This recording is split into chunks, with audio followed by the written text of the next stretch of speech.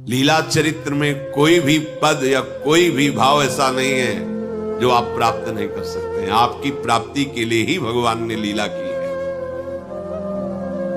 देखो ना, कितने ऐसे महापुरुष हैं जो वात्सल्य भाव से भगवान को दुलार करते हैं। जीते जी नाम के चिंतन में व्यतीत किया और शरीर पूरा होते उनके साथ हो लिए। ये जन्म मरण का फल है। एक क्षण भी नाम नहीं छोड़ा, शरीर पूरा हुआ, नामी के साथ छिन छिन बिहरत संग पक्का है। संशय नहीं होना चाहिए मन में। बोले आप लोग भजन करते हो तो आपको पक्का हो सकता है, पर हम तो इतना नहीं, हम तो गृहस्थ हैं ऐसा। देखो यहां भजन की बात नहीं है, यहां अपनेपन की बात है। कई बार सहज उदाहरण में आपको बताया कि जैसे अपना बेटा पढ़ा लिखा भी नहीं है, उद्दंड है ज्यादा, लेकिन पड़ोसी का लड़का बहुत बुद्धिमान है, पढ़ा लिखा है, स्वस्थ है, तो संपत्ति का अधिकारी कौन बनेगा? वो पढ़ा लिखा वाला थोड़ी बनेगा, वही गंवार बनेगा। तो कै बच्चा के पेट, भगवत ऋषि जी महाराज कह रहे हैं, ये श्यामा श्याम का प्रेम रस सिंघनी का दूध है, ये ललिता विशाखादि स्वर्ण पात्र हैं और शरणागत जन बच्चा है। बच्चा बनने में क्या जाता है? कोई लायकात की तो बात कही नहीं जा रही। ललिता सखी उपासना है सिंहिन को छेर, है सिंहन को छेर रहा है कुंदन के बासन, कई बच्चा के पेट और घट करे विनाशन। बच्चा हमारी लाडली, हमारे लाडली लाल, बस इतना मन में आ गया कि मेरी श्यामा जू, मेरे लाल जू। तो आपको हम फाइनल बता रहे हैं, बीच वाला नहीं। जहां ये देखा गया उसकी कॉपी जांचने में कि सबसे पहले लिखा है कि हमारे माई श्यामा जू को राज, तो पूरी कॉपी बंद करके नंबर लिख दिए गए। गोस्वामी जी ऐसे नहीं बोल रहे हैं, हम कोई भी बात बिना महापुरुषों के बात के नहीं बोलते। कुछ होता है जो अपनी छाती का बोलते हैं, तो इतना विश्वास है कि हाँ जो स्फुरित कर रहे हैं वचन, वो गुरुदेव के वचन, आचार्य के वचन, मेरी महारानी जी की प्रेरणा के वचन, उनसे कभी आपका अमंगल नहीं होगा। आप प्रमाण ढूंढ लेना, वो कहीं लिखे होंगे, हम देख लेना। गोस्वामी जी कहें, बिगड़ी जन्म अनेक की अब ही सुधरे आजो। क्या साधना हो जाएगी अभी इसी समय? बिगड़ी जन्म अनेक की अब ही सुधरे आजो, आज अभी इसी क्षण। यहां कोई साधना का अवसर है क्या? शब्द देखना, बिगड़ी जन्म अनेक की अब ही सुधरे आज। क्या बोले? होई राम को स्वीकार करो, मैं प्रभु का हूं। बिगड़ी यहां बन गई। अब जितनी श्वासें नाम जपो, अब जितना जीवन रह गया है, एक कुमार्गामी प्रवृत्तियों का त्याग कर दो। काम तो यही बन गया पहली ही बात में। बिगड़ी जन्म अनेक की अब ही सुधरे आज, आज अभी इसी क्षण सुधर गई। क्या? हम श्यामा श्याम, हमारे माई श्यामा राज। अब जितना जीवन बचा है तो क्या करे? नाम जप, तुलसी तज कुसुमान, कुसंग का, गलत आचरणों का त्याग करो। आखिरी में लिखा है, क्योंकि सामर्थ्य नाम से ही आएगी, और नाम जपने की प्रीता इसी बात में आएगी कि हमारे श्यामा श्याम है। इसी से बात हो। जीने और मरने का दोनों का परम फल यही। जीते जी खूब नाम जप किया और शरीर छूटा तो नामी के संग हो गए। छिन छिन बिहरत संग, छिन छिन निरखत प्रेम भरी। महाराज दशरथ का यश संपूर्ण लोकों में छा गया है। बड़े बड़े ऋषि जन विराजमान हैं, पूरा राजमहल शोक से व्याकुल हो रहा है। संपूर्ण अयोध्या में जिधर देखो विलाप हो। हा राम, हा महाराज, क्योंकि महाराज पधार गए, राम जी वनवास गए। भारी भारी विकलता, भारी दुख, इससे बड़ा दुख क्या? अरविंदाक्ष परम सुख सिंधु प्रभु का सब दर्शन पा रहे थे। प्रभु वनवास गए। महाराज धर्मशील, सत्यसंध, भगवत स्वरूप, जिनके पुत्र भगवान राम स्वयं से हरियाकर बने, वो महाराज भी पधार गए। क्या हालत है अयोध्या के जनों की। अद्भुत अद्भुत सुख में डूबने वाले जन ये भारी विरह, जिधर देखो हाहाकार मचाओ। कोई कह रहा हा महाराज अब आपके बिना कैसे, हा राम आप क्यों छोड़कर चले गए, आप ना जाते तो महाराज ना जाते। भारी व्याकुलता।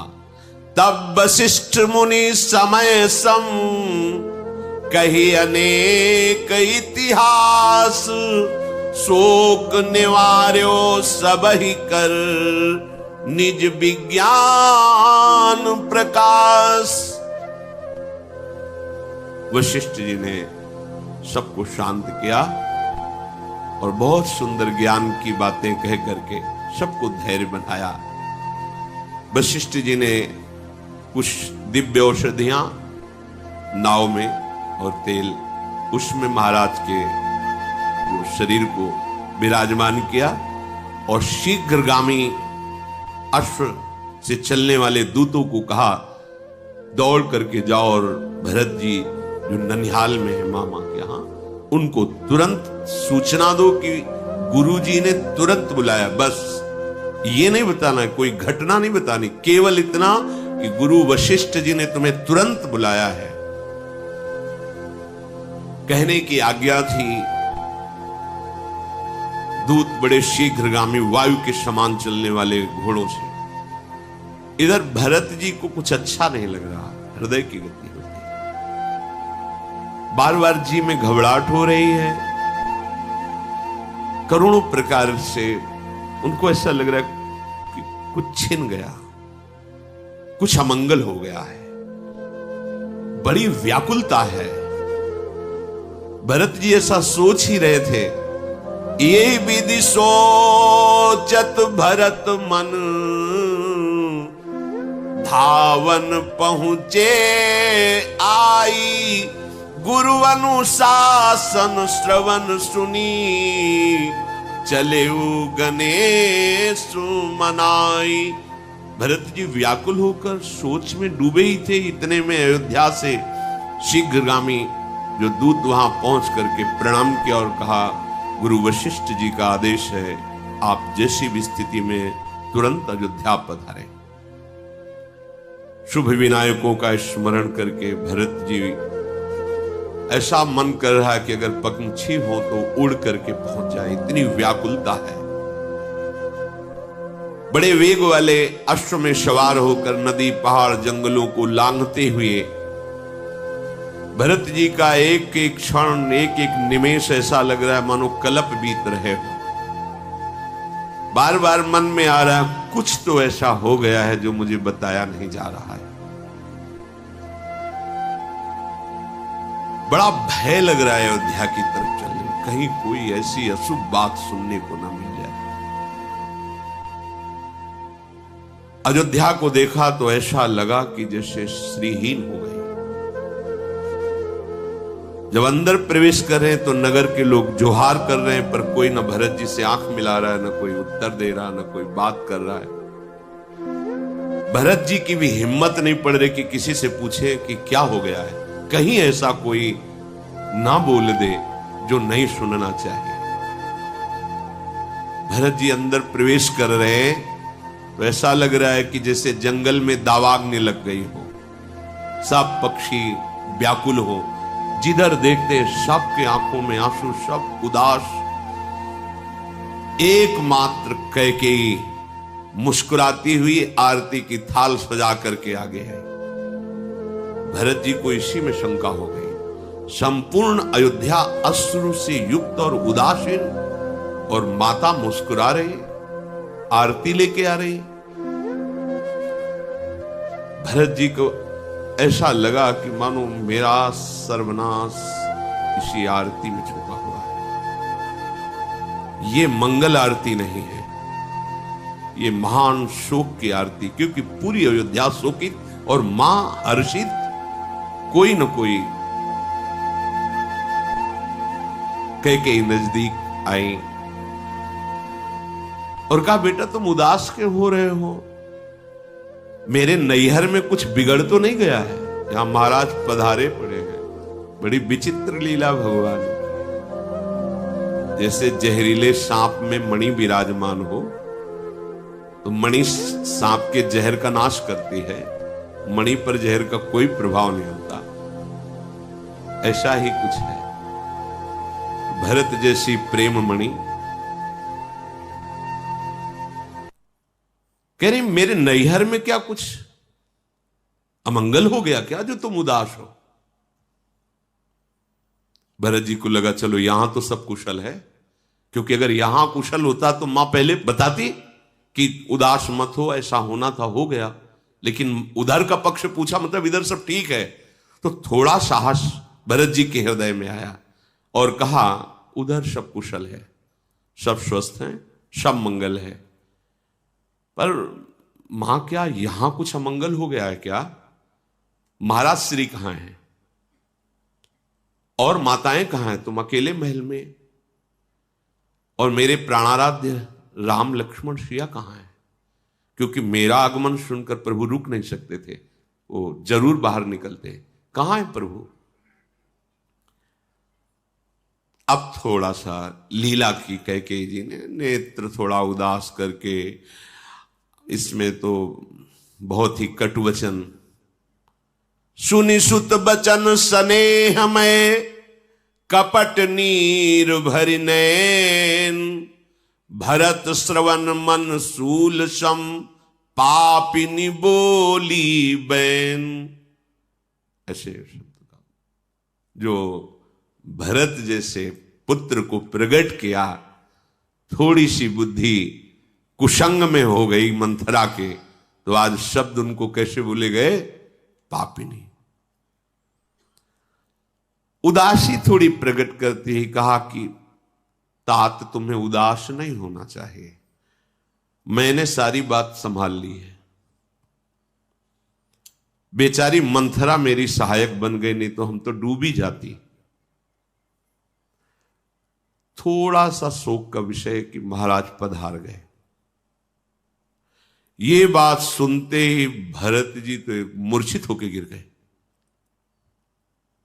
मेरे महाराज पिताश्री पधार गए, मूर्छित होकर गिर गए। बहुत व्याकुलता और बार बार हा पिताश्री, ऐसा क्या हुआ कि चलते समय मैं आपको देख नहीं पाया? पिताश्री, क्या मेरा इतना सौभाग्य नहीं था कि आप मेरा हाथ प्रभु श्री राम के हाथ में देते और मुझे जीवन भर सेवकाई का आदेश करते, फिर पधारते? धैर्य धारण किया, संभल कर बोले, कारण तो बताइए माता, पिताजी के पधारने का कारण क्या? क्योंकि जब हम यहां से गए थे पिताजी पूर्ण स्वस्थ और प्रसन्न थे, पधारने का कारण क्या? जैसे कोई चाकू मार के फिर उसमें नमक भर दे और वो पीड़ा हो, ऐसे बचन कैकेयी जी बोली कि सुबह राम का राज्याभिषेक था, मेरे को 2 वरदान मांगने को महाराज ने कहा था, मैंने अवसर देखकर मांग लिया। एक में आपको राज तिलक और दूसरे में राम को 14 वर्ष का वनवास। जो ही ये शब्द सुना, भरत जी को महाराज का जो शोक हुआ था पधारने का, बिल्कुल दूर हो गया। महाराज ने वचन दे दिए आपको, महाराज ने वचन दे दिए, मेरे प्राणाराध्य राम को 14 वर्ष का वनवास। काफी देर अश्रु प्रवाह करते हुए मौन रहे, वाणी बोलने की हिम्मत नहीं रह गई। व्याकुल देखकर कैकेयी नजदीक आई, हृदय से लगाना चाहा, भरत जी पीछे हट गए। वो कह रहे कि शोक मत करो, महाराज तो बड़े पुण्यात्मा धर्मात्मा सत्य प्रतिज्ञ थे, वो सोच योग्य नहीं। सुनो, तुम तैयारी करो राज तिलक की। जैसे पके हुए घाव पर किसी ने प्रहार कर दिया हो, भरत जी ने लंबी सांस खींची और कहा, पापिनी। भरत जी के श्रीमुख के वचन, धीरज धरी भरी ले ही उषासा, पापिनी सब ही भांति कुल नाशा। अरे पापिनी, हट जा मेरे सामने से, तूने मेरे कुल का सर्वस्व नाश कर दिया। माता ने कहा, पापिनी कह के संबोधन किया। हे विधाता, इसकी बुद्धि उस समय फेर देते जब मैं पैदा हुआ था, तभी मुझे मार देती तो मेरे राम को वनवास न होता, मेरे पिता न पधारते, क्योंकि मैं ही ऐसा हूं। मेरे लिए राज तिलक मांगा, मेरे लिए राम का वनवास हुआ, और इसका कारण मैं ही बना जिससे पिता के प्राण। क्या किया विधाता, जन्मते ही ये मुझे मार देती तो अच्छा होता। हाय, कैसा विधान मंगल, और क्या मुझे मिला। हंस वंश दशरथु जनकु राम लखन से भाई, जननी तू जननी भई, विदिशन कछु न बसाई। वंश मिला सूर्य वंश, और जनक अर्थात पिता मिले महाराज चक्रवर्ती सम्राट दशरथ, और भाई मिले राम लक्ष्मण जैसे, लेकिन मां बनी तू।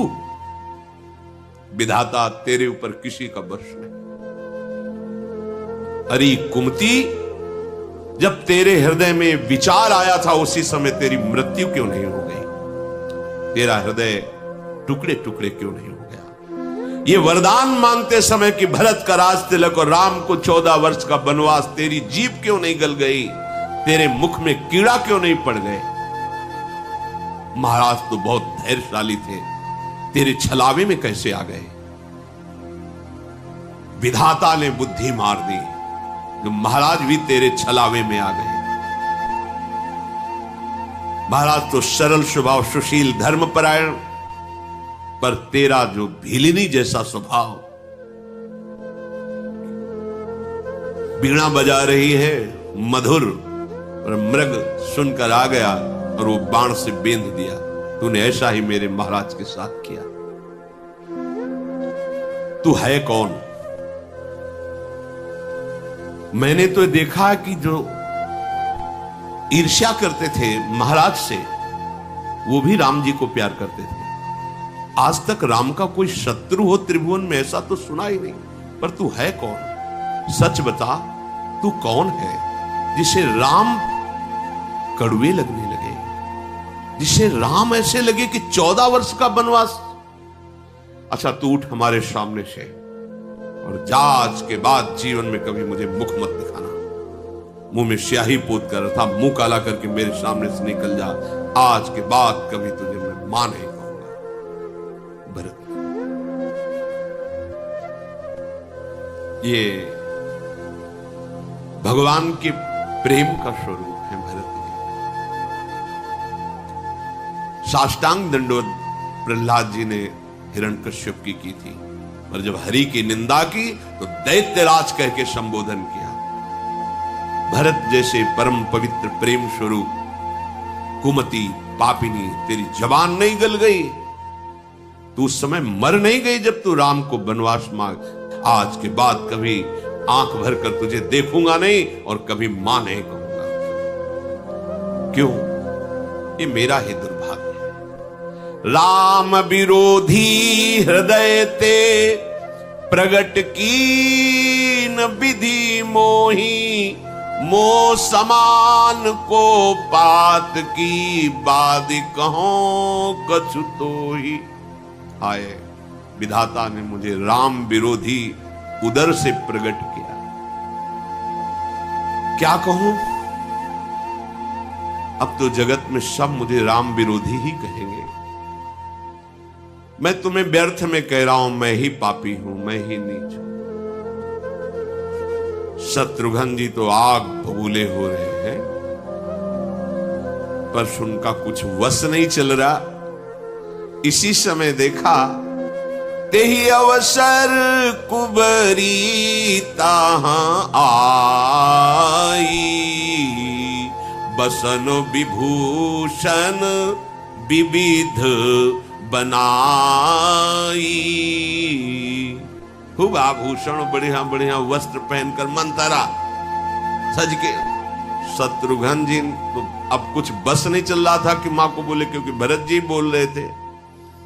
जी ही देखा मंथरा को कि सारे विष की बेल यही है, और सज के आई है। क्योंकि कैकेयी का मनोरथ पूरा हुआ तो अच्छे अच्छे आभूषण सब राजरानी के एक ही ये सजी है। पूरी अयोध्या में मंथरा ही सजी है, नहीं सब उजड़े हुए हैं इस समय। मुस्कुराहट कैकेयी जी के मुख में, सजावट मंथरा के। लखीरिस भरे लखन लघु भाई, भरत अनल घृत आहुति पाई। हुमकी लात तकी कुबर मारा, परिमुह भर मही करत पुकारा। लखनलाल के भाई है शत्रुघ्न। देखा कि ये ऐसे शोक के अवसर पर आभूषण वस्त्र जागे, एक लात मारी, मुभरा गिर गई, दांत टूट गए, खून निकलने लगा। और वो बोली मैंने क्या बिगाड़ा, मैंने तो भला ही किया। बाल पकड़ करके उसे घसीटते शत्रुघ्न जी, भरत जी रहने दो, रहने दो। भरत दयानिधि दीन छड़ाए, छोड़ो इसको, रहने दो, इसके अब मारने से क्या होगा। भागते हुए बड़ी माता कौशल्या जी के महल की तरफ गए। एक एक कदम चलते नहीं बन रहा भरत जी को। देखा जाकर के तो मलिन वशन, विवरण, विकल कृष शरीर दुख भार, कनक कलश बर बेली बन मानो हनी तुषार। जैसे बहुत कड़ाके की ठंड में पाला पड़ जाए, कोई कोमल बेली सूख जाए, ऐसी दशा कौशल्या जी की। आंसू चल रहे, महाराज के समीप बैठे हुए बार बार हा राम, हा महाराज, ऐसा कौशल्या जी विलाप कर रहे। भरत जी ने जाके प्रणाम किया। भरत को देखते ही माता हृदय लगाना चाहती थी, पर फिर मूर्छित होकर गिर गई, क्योंकि भरत जी बिल्कुल रघुनाथ जी की ही रूप वाले हैं, शत्रुघ्न जी लखनलाल के बिल्कुल। ये दोनों जोड़ी ऐसी है कि थोड़ा पहचानने में सहसा ना आने वाली। भरत जी राम जी, लखन जी और शत्रुघ्न जी। भरत जी को देखते ही एकदम रामाकार वृत्ति, मूर्छित हो गई कौशल्या। भरत जी बड़े व्याकुल हुए। माता को फिर जल आदि से मुख प्रक्षालन करके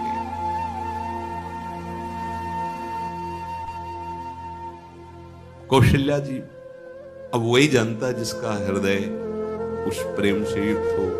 अपने लोग तो रूखे सूखे केवल कहने सुनने वाले हैं, बशा क्या हृदय में हो रहा होगा। जिनकी जीवन वही है, जिनके प्राण वही है। भरत जी माता के चरणों में पकड़कर कहा, मुझे सियाराम के दर्शन करा दो, मुझे लक्ष्मण जी के दर्शन करा दो। एक कैकेयी जगत में जन्मी ही क्यों, और जन्मी तो मुझे क्यों पैदा किया, बांझ क्यों नहीं होते। मां मैं तो द्रोही बन गया, राम द्रोही बन गया। कैकेयी ने, अम्मा नहीं कह रहे, कौशल्या जी को मां कह के भरत जी कह रहे, मैं तो राम द्रोही साबित हुआ जगत में। मेरे कारण मेरे प्रभु का वनवास, मेरे कारण वनवास होने के कारण पिता का शरीर को, मेरे जैसा भागा कौन होगा। माता मेरे कारण ही तुम्हारी ऐसी दशा हुई है। धिक्कार है मुझे, धिक्कार है। भरत जी माता कौशल्या जी ने हृदय से लगा लिया कि लालन, तुम्हारा दोष कुछ भी नहीं। बार बार दुलार कर रही कौशल्या मां हृदय से लगा के। शत्रुघ्न जी को भी स्वाभाविक प्रेम में है कौशल्या जी, राम जी की मां है। राम की माता का ऐसा स्वभाव स्वाभाविक है। भरत और शत्रुघ्न को गोद में बैठाल कर कहा, धैर्य धारण करो, बहुत बुरा समय है। अगर तुम विचलित अब हो जाओगे तो फिर कौन संभालेगा। धैर्य धारण करो, किसी को दोष मत दो, बेटा मेरा ही भाग्य धोखा दे गया। मेरे प्राण प्रिय राम आंखों से दूर वनवास, और मेरे सौभाग्य महाराज वो तो स्वर्ग में सुख से विराजमान है, दुख तो मुझे ही है। मैंने देखा है अपने रघुनाथ को जाते हुए, सारे सुखद वस्त्र और आभूषणों का त्याग करके वलकल वस्त्र पहनकर नंगे पैर गए। कैसे मैं सहूं? पर मेरे रघुनाथ का मुख प्रसन्न था, तनिक भी शोक नहीं था। उनके साथ सीता भी चली गई, लखन लाल भी उनकी सेवा में चले गए। तुम कहते हो सिया राम लक्ष्मण का मुख दिखाओ, कहां से दिखाऊं? कौशल्या जी भरत जी से ऐसा कह रहे। हाय कितना पत्थर हृदय है कि मेरे प्राण प्रिय राम सिया लक्ष्मण वनवास गए, महाराज पधार गए, मैं जीवित हूं। पता नहीं कौन सा भोग अभी रह गया है जिसके लिए मैं जीवित हूं। ऐसा कौशल्या जी। मैं राम सरीखे पुत्र की मां हूं, पर हृदय बड़ा कठोर दिया प्रभु ने। प्रेम करना तो महाराज जाने ना, जीते जी प्रेम करते रहे और विरह में शरीर त्याग दिया, प्राण न्यौछावर कर दिए। मेरा हृदय तो करोड़ों वज्र के समान कठोर है, जो अब भी प्राण धारण किए अब कौन सा सुख भोगना चाहता है, ये जो जीवन अभी बचा हुआ है। ऐसा सुनकर भरत जी चिल्ला चिल्ला के रोने लगे। शत्रुघ्न जी भी पूरा रनिवास। भरत जी सावधान हुए और कहा, मां, बड़े बड़े महापुरुषों के भी जीवन में कष्ट देखा गया है, आप धैर्य धारण कीजिए।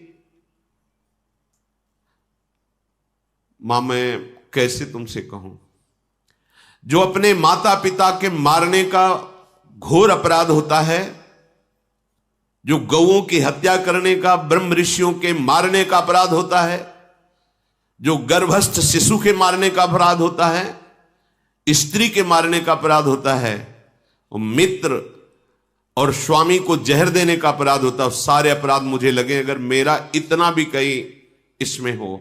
मुझे कोई पता नहीं था, कभी ऐसा ना कोई सोचे कि जो कैकेयी जी ने मांगा है, मेरे मन में या मेरी कोई तनिक भी इसमें सम्मति थी। कर्म वचन मन से जितने होने वाले पाप, महापाप, उपपाप, अगर थोड़ा भी मेरा मत या थोड़ी भी जानकारी मुझे हो तो सारे पाप मुझे लगे। मां, मुझे कुछ पता नहीं था। जे परिहरि हरिहर चरण, भजहि भूत गण घोर, तेहि कै गति मोहि देव विधि, जो जननी मत मोर। जो भगवान श्री हरि और महादेव जी के चरणों की भक्ति छोड़कर भयानक भूत प्रेत आदि से उनकी जो दुर्गति होती है वही मेरी दुर्गति हो, यदि थोड़ा भी मत मेरा कैकेयी जी के मत में हो।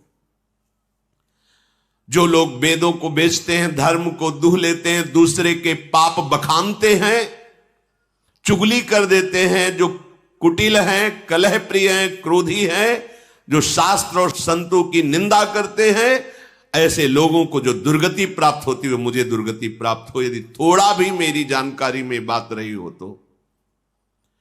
जे नहीं साधु संग अनुरागे, परमारथ पथ विमुख अभागे। जे न भजहि हरि नर तनु पाई, जिन्हें न हरिहर सुजस सुहाई।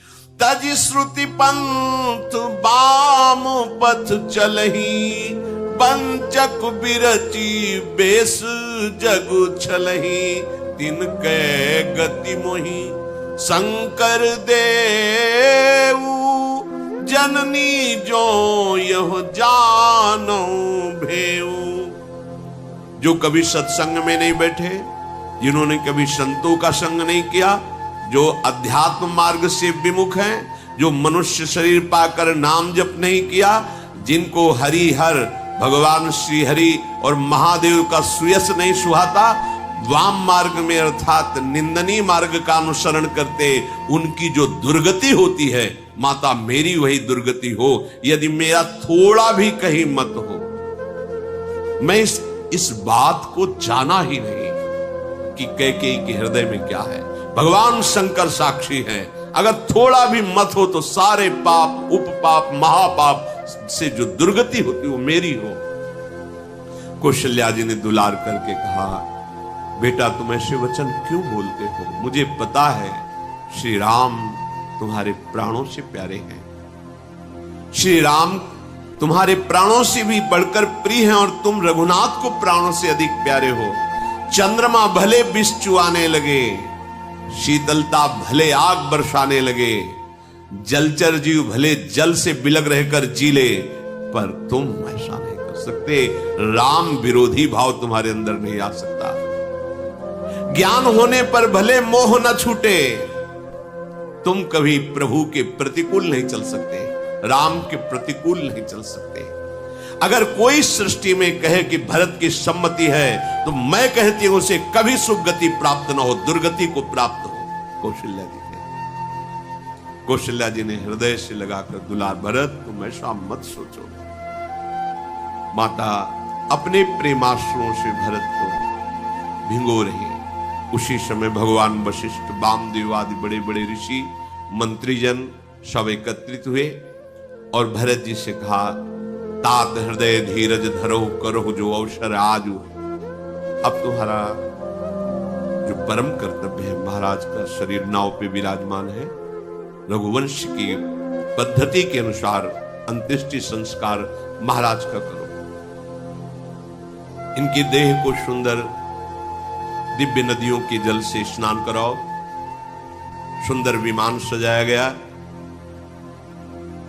कौशल्या जी, सुमित्रा जी पीछे पीछे विमान के चलने लगी कि अपने शरीर को हम पूरा करेंगे उनके साथ महाराज के। भरत जी ने चरण पकड़कर मना लिया, मां अगर आप अपने शरीर को महाराज के शरीर के साथ पूरा नहीं करेंगे तो हमारे प्रभु श्री राम को बड़ा सुख मिलेगा। वो जब आएंगे आपसे मिलेंगे तो उन्हें बड़ा सुख, राम दर्शन के लिए आपको प्रभु को सुख मिलेगा, आपको उनके दर्शन। इसलिए मेरी प्रार्थना। चरण पकड़ करके अपनी माता को रोक लिया। कौशल्या जी, सुमित्रा जी आए। बहुत से सुगंधित द्रव्य, चंदन, अगर, कपूर, गुग्गल, केसर, इनके द्वारा बहुत बड़ी चिता सजाई गई सरयू तट पर।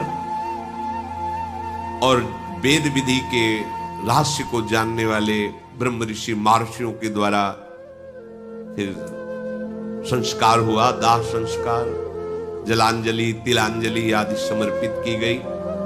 भरत जी ने 10 गात्र विधान से महाराज का संस्कार किया। जैसी जैसी वशिष्ठ जी ने आज्ञा की वैसे वैसे दान, ब्राह्मणों को संतुष्ट करना आदि। बहुत से वस्त्राभूषण, सिंहासन, स्वर्ण, मणि, ये सब ब्राह्मणों को दान किए। जैसा महाराज के वंश में होता था वैसा वशिष्ठ जी आदेश करते गए। भरत जी ने सब वैसा ही किया। वो कह रहे, मेरा हृदय देख रहा था मेरे प्रभु चला रहे हैं। उत्सव करके रात्रि का दर्शन पूरा और फिर गए तो अचानक एकदम ऐसी नींद की स्थिति। अच्छा, दिन की दिनचर्या अपनी गृहस्थों की होती है, वो रात में पूरा यहां जगे। सर्वतो भावेन आप प्रभु के प्रति समर्पित है, वो आश्चर्य आश्चर्य जीवन मंगलमय हो जाएगा। मान लीजिए एक बार श्री नारदानंद सरस्वती जी महाराज नैमिषारण्य के कहीं संतों की संगोष्ठी में जाना था, बहुत दूर। बहुत विद्वान, वेदांतदर्शी, ब्रह्मबोध संपन्न महापुरुष थे नारदानंद सरस्वती जी महाराज। रास्ते में गाड़ी खराब हो गई, जहां कई कई किलोमीटरों तक कोई नगर नहीं, कोई है। अब वहां संतों की सभा में पहुंचना था, कैसे? तो दंडी सन्यासी थे। उनका देखो ये बात किसी से कहना नहीं, ऐसे रखा दंड नारायण और कहा स्टार्ट कर। स्टार्ट हो गया। जब लक्ष्य में पहुंची दंड नारायण को हटा लिया। कोई दुर्लभ नहीं, अनंत ब्रह्मांडों को जो अपने संकल्प से चला रहे हैं, वो एक हमारे जीवन के रक्षक हो, ये कोई आश्चर्य की बात नहीं। शरणागत के लिए कोई आश्चर्य नहीं। वो देहातीत स्थिति एक क्षण में प्रदान कर सकते हैं, हमें कल्पों लग सकते हैं। इसीलिए यहां कहा नमो नित्यम वृंदावन तरुलताभ्या करुणया। वृंदावन की लता खगमृग पशु पंछी, वृंदावन के रसिक जन, वृंदावन वासी जन, ये सब करुणामयी लाडली की करुणा स्वरूप है। ये हम पर दया करें। किरंतिभ्या, इनकी कीर्ति का गान करें, इनके दर्शन करें, स्पर्श करें, इनकी बातें सुने और स्मरण करें तो विभांतिभ्या पावे प्रकृति रस सारात्म महसा। प्रकृति रस से परे जो सार तत्व है, परम रस प्रेम, वो तुम्हारे हृदय, और प्रेम ही देहातीत स्थिति प्रदान करता है। चाहे आत्मरति बोलो या प्रिया प्रीतम की रति माने प्रेम, या आत्म प्रेम, तो इतना गाढ़ अवस्था की अवधूत स्थिति शरीर की शुद्ध ही नहीं है। प्रेम प्रियालाल के प्रकट रूप में इतना प्रेम, शरीर शुद्ध ही नहीं है। शरीर शुद्ध छूटना कोई कठिन बात नहीं। एक उदाहरण में कुछ भाई जी ने लिखा कि एक कोई वंदना कर रहे थे, तो उनका नियम होता है कि जिस समय उनका समय हुआ वो अपनी वंदना करते हैं अपने ईश्वर की। तो रुमाल बिछाई और वंदना कर रहे थे। कोई नवयुवती किसी अपने प्रीतम से मिलने के लिए जा रही थी, जहां नियत स्थान था। वो उसके ध्यान में भाव में भरी उसको लांग के चली गई। वो रास्ते में ही कर रहे थे। अब वो वंदना करके देखा कि वही स्त्री कुछ क्षण बाद लौट के आ रही। तब कहा, क्यों तुम्हें इतना ज्ञान नहीं कि मैं वंदना कर रहा था और तुम हमारे को लांग के चली गई? कब? बोले अभी थोड़ी देर पहले। आप वंदना कर रहे थे, किसकी? बोले अपने मालिक की, आराध्य देव की। हम तो एक नाशवान शरीर के राग में थी, तो इतने बड़े तुम हमें नहीं दिखाई दिए, लांग के चली गई, और तुम अनंत ब्रह्मांडों के मालिक की वंदना कर, तुम्हें पता चला कि मैं तुम्हें नांग के चली गई। क्या वंदना कर रहे थे तुम? हम तो एक नाशवान शरीर में आसक्त थी, उससे मिलने गई थी, तो तेरी शुद्ध नहीं रही, तेरे को नांग के चली गई, मुझे पता नहीं। लेकिन तू परम आराध्य देव की, परम प्रभु की आराधना कर रहा, तुझे पता चला मैं लांग के चली। कहां तेरी एकाग्रता थी? कहां तेरे को प्रेम है? ये देह शुद्ध भूलना कोई बड़ी बात नहीं, बड़ी बात है तन्मय हो जाना। हमारा राग एक जगह एकत्रित हो जाए, गलत जगह एकत्रित होगा, विनाशी जगह में एकत्रित होगा, तो परिणाम में गलत और विनाशी हाथ लगेगा। इसीलिए इस अमूल्य प्रेम को प्रभु के नाम रूप लीला धाम में समर्पित करना चाहिए। ये महिमा धाम की कृपा से प्रकट होती है। देहातीत अवस्था देखा गया है महापुरुषों के जीवन में। श्री भोलानाथ जी महाराज बहुत ही पढ़े लिखे, लौकिक विद्या के भी पारंगत विद्वान, मन में श्री प्रिया प्रीतम राधा कृष्ण के प्रति आकर्षण, जब सर्वस्व छोड़कर वृंदावन आए। देखो, निश्चय में बड़ी सामर्थ्य होती है। वृंदावन आकर उन्होंने निश्चय किया कि मेरे जीवन का लक्ष्य अब है श्यामा श्याम की प्राप्ति। बहुत धैर्यपूर्वक निश्चय करना चाहिए। उपासकों से जब एकांतिक वार्ता होती है किसी किसी उपासक से, तो जब वो प्राकृतिक आकर्षण में दुखी दिखाई देता है, तब लगता है कि कृपा के प्रवाह में परमार्थ में तो आ गया है, पर इसका निश्चय नहीं है। क्योंकि निश्चय ना होने के कारण भोगाकर्षण में वो जलता है और चाह करता है भोगों की, तब उसको लगता है कि ये लोग बड़े भाग्यवान हैं जिनके पास जिन भोगों की मैं चाह कर रहा हूं उन भोगों को भोग रहे हैं। ये बड़ी ही निंदनीय बात हृदय में बैठती है, बड़ा जीवन जलनमय हो जाता है, क्योंकि परमार्थ का निश्चय नहीं, पथिक परमार्थ का, और भोगों के प्रति महत्व बुद्धि, सुख बुद्धि। इस स्थिति के साधक को चाहिए धैर्य पूर्वक सत्संग सुनकर विवेक के द्वारा ये निश्चय करे कि मेरा सौभाग्य कितना बड़ा, हमें धाम मिला, ना जानते हुए ना चाहते हुए परम मार्ग मिला। बिल्कुल कहीं ऐसी कोई साधना नहीं, पर प्रिया प्रीतम के प्रेम मार्ग के पथिक कहलाने का सौभाग्य मिला। संसार के प्रपंचों में महान क्लेशों में पिसते हैं जीव, प्रभु ने निकाल दिया, कोई जिम्मेवारी नहीं, एक ही जिम्मेवारी है, अपनी श्वासों को प्रभु के चरणों में अर्पित कर दो।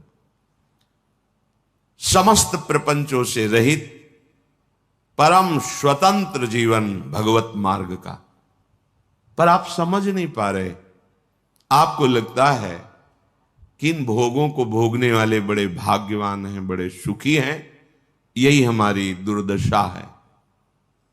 हम अपने मार्ग को ना जानने के कारण भ्रमात्मक भोगों में सुख मानकर जलते रहते हैं। ऐसे साधक को जब माया अपना आकर्षण पैदा करती है तो फिसलने में देर नहीं लगती। इसलिए श्रीपाद, पहले आप निश्चय करो, वृंदावन आपको मिला, सत्संग मिला, तो निश्चय में कमजोरी क्यों है? ये आशा की फांसी क्यों बनाए हुए हैं कि अभी तो नहीं पर कभी? ये आशा श्री जी से मिलन की बनाओ, प्यारी जू प्यारे जू, आज तो नहीं पर कभी तो मिलेंगे ना। ये आशा नहीं है, आशा इस बात की है कि आज तो नहीं पर कभी अवसर लग जाए तो ये भोग मिल जाएंगे। अंदर देख लो, ये अंदर की बात है। आशा ही परमम दुखम, नैराश्यम परमम सुखम। इसे समझ नहीं पा रहे आप। दुख के लिए आप खुद रास्ता अंदर रखे हुए हैं, जगह रखे हुए हैं, आशा, भोगों की आशा। तुम आज निश्चय नहीं कर सकते कि हमारा मार्ग प्रिया प्रीतम की प्राप्ति का हमें सौभाग्य से मिल गया। कितने हो भाग्य। जहां श्रीपाद कह रहे हैं, पुनंति ब्रह्म रुद्रादीन एशाम चरण रेणवः सर्वभावेन में सेव्य अस्ते वृंदावन वासिना। भगवान रुद्र, शंकर, ब्रह्मा आदीन और भी बड़े बड़े महापुरुष एसाम चरण रेणवः, जिनकी चरण रज के लिए तपस्या करते हैं, प्रार्थना करते हैं, याचना करते हैं, जो रज शिव शनकादिक याचत, सर्वभावेन में से व्यास्ते वृंदावन वासिना। हमें सौभाग्य मिला कि सर्वतो भावेन, ना चाहते हुए भी हम रज में वास कर रहे हैं। कहां ऐसी चाह थी अखंड वृंदावन वासी बने? कहां चाह थी श्यामा श्याम के अनन्य उपासी बने? कृपा रूपी, अनुग्रह रूपी वायु ने मुझे पहुंचा दिया। किस रज में रह रहे हैं? कह रहे पुनंति ब्रह्म रुद्रादीन एशाम चरण रेणवः। जो भगवान ब्रह्मा, भगवान महादेव, शनकादि को भी पावन करने की सामर्थ्य, पुनंति पुनंति ब्रह्म रुद्रादीन, बड़े बड़े मां, वो हमें, हम जैसे अज्ञानी को, अनाधिकारी को, जहां भोगों की चाह है, ऐसी चाह ही नहीं है, वहां मुझे श्रीधाम वृंदावन वास मिला, रज सेवन करने का सौभाग्य मिला। हम प्यारी जू के हैं, ऐसी ठसक से कहने का सौभाग्य मिला। फिर हमारे निश्चय में क्यों कमी? हमारा निश्चय दृढ़ होना चाहिए। भोलानाथ जी ने निश्चय किया कि बस अब प्रिया प्रीतम की प्राप्ति करनी। निश्चय में बड़ी जल्दी स्थिति आती है। ये जो हमारे अंदर भागवतिक आनंद का प्रादुर्भाव नहीं हो रहा, इसमें निश्चय की कमी है। नहीं चाहिए मुझे अब लोकांतर के भोग, पदवी, यश प्रतिष्ठा, अब मुझे प्रिया प्रीतम चाहिए, अब छक के भजन करना है, रात दिन भजन करना है, ऐसा निश्चय करो। देखो इस निश्चय में कितनी पवित्रता है, कितना बल है, कितनी दिव्यता है। भोलानाथ जी की दिनचर्या बन गई, चतुराशी जी का गान, चतुराशी जी का मनन, प्रिया प्रीतम के मंत्र नाम का रटन। धीरे धीरे इतनी उदासीनता बनी, किसी से मिलना जुलना, किसी के घर भिक्षा के लिए जाना, ये सब बंद कर दिया। बस यमुना जी के किनारे श्रीमद चतुराशी जी का गायन, मंत्र का जप, प्यारी जू के ध्यान में। शाम के सेवा कुंज दर्शन करने जाते, बंदरों को जो चना डाला जाता है उसकी जो ठुड्डियां पड़ी होती, अर्थात जो बंदर भी नहीं खाते थे बहुतायत चना, वो उठा लिए मुट्ठी दो मुट्ठी और यमुना किनारे बैठकर उनको चबा लिया। रात दिन भजन। ऐसी स्थिति कि अब तो रहा नहीं गया, चिल्ला चिल्ला के रोते, हा स्वामिनी, हा लाडली। प्रेम की पीर उनके हृदय की वाणी जी में लिखी हुई, हा लाडली, हा प्रियाजू। ब्रजवासी जन सुनते तो प्रार्थना करते प्रियाजू से कि अगर हमारे कोई सुकृत है तो लाडली आप प्रसन्न हो जाओ, बाबा को दर्शन दे दो। इतनी विकलता, इतना रुदन। दिन राधा वल्लभ जी के श्रीअंग के दर्शन करने गए, भाव में भरे निहार रहे थे। होली उत्सव चल रहा था। प्रियाजू के पार्षद बड़ी बड़ी पिचकारियों से रंग डाल रहे थे। अहो भाग्य होता है जिनके ऊपर रंग पड़ता है, संसार का रंग तो पड़ ही रहा है। अहो भाग्य उनके जिनके सामने प्रभु विराजमान है और फिर उनके पार्षद जन उन्हीं कर कमलों से जिनसे श्रीअंग सेवा करते हैं वो रंग डालते हैं, गुलाल डालते हैं। समीप ही थे, भर की पिचकारी मारी लीला श्री जी की, उनके कान में सीधे गई, पर्दा फट गया, रंग युक्त जल अंदर। जो श्रीपाद करे जीवन ने वो मृत प्रायो, देहादौ निरहम ममा। देह भाव से अतीत, अहमता ममता शून्य स्थिति प्रेममयी। अब वो जल पीड़ा देता है, पक जाता है, फिर उसमें कीड़े पड़ जाते हैं, कोई किसी से नहीं कहना। सेवा कुंज दर्शन करने गए तो ऐसे कीड़े, जो लोगों ने देखा तो उनका, अरे बाबा तुम्हें तो बड़ा कष्ट है। कुछ नहीं, श्री जी की लीला है ऐसा। नहीं, उस समय मथुरा जाना पड़े। बहुत जब प्रार्थना, राजी हो गए, ये भी श्री जी की लीला। रोग रूप से प्रभु आए हैं तो